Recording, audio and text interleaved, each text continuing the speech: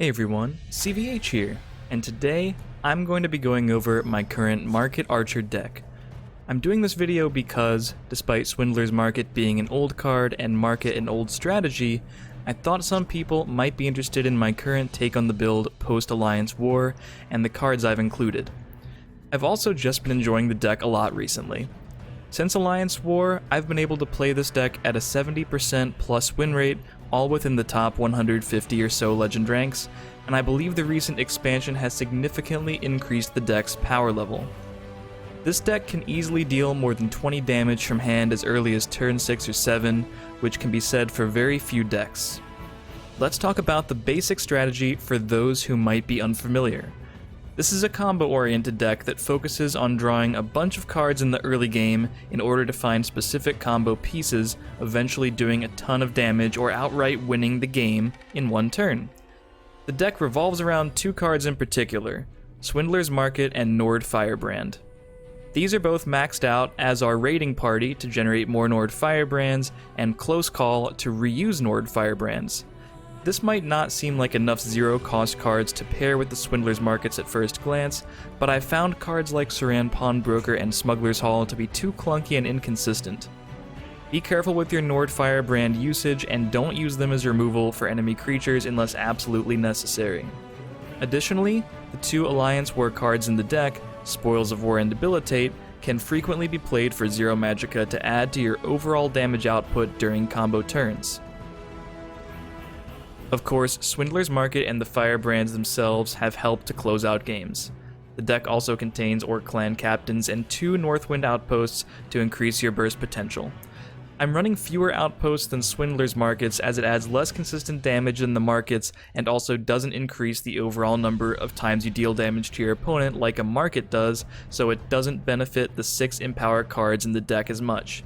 When you play a Swindler's Market followed by a Nord Firebrand, the Market will deal 1 damage followed by the Nord Firebrand. When you play a Nord Firebrand with an outpost on the board, you're simply going to be dealing damage with your Nord Firebrand attacking. Of course, ideally, you're dealing damage with the Swindler's Market, a Nord Firebrand, and an outpost all at once. The deck is packed full of card draw to find a combination of these combo pieces.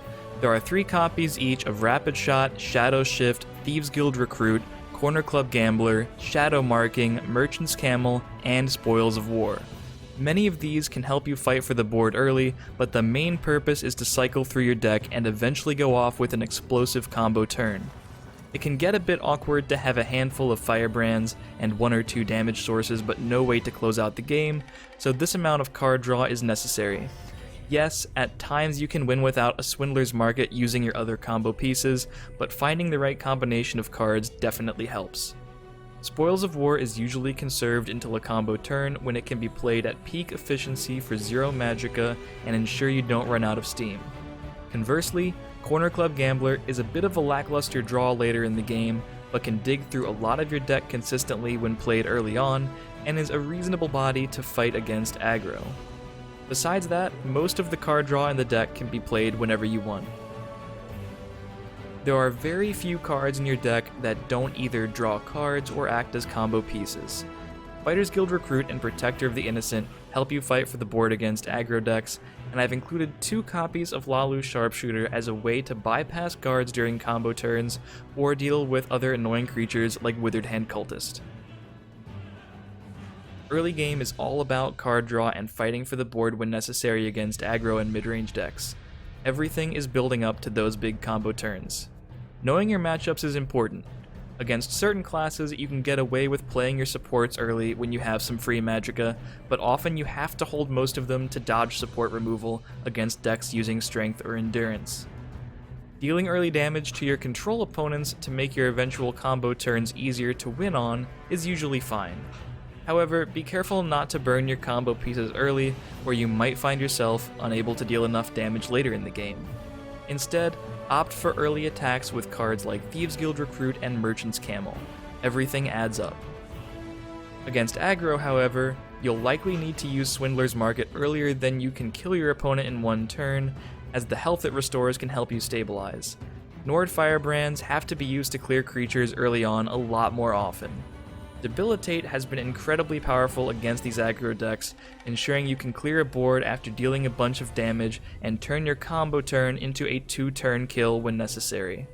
It can quite often be played for 0 magicka, but sometimes is even reasonable at full cost to buy you an extra turn when you're missing a couple combo pieces. Between Debilitate and Spoils of War, which does a fantastic job at extending your resources while comboing, I believe Alliance War gave this deck a huge boost after the deck took a hit with the Goblin Skulk nerf. Truth be told, with all the card draw in the deck thanks to the Spoils of Wars and the ability to reset the board with Debilitate, I feel like this deck is poised for a comeback in the meta. I hope you found this video useful, and good luck on the ladder.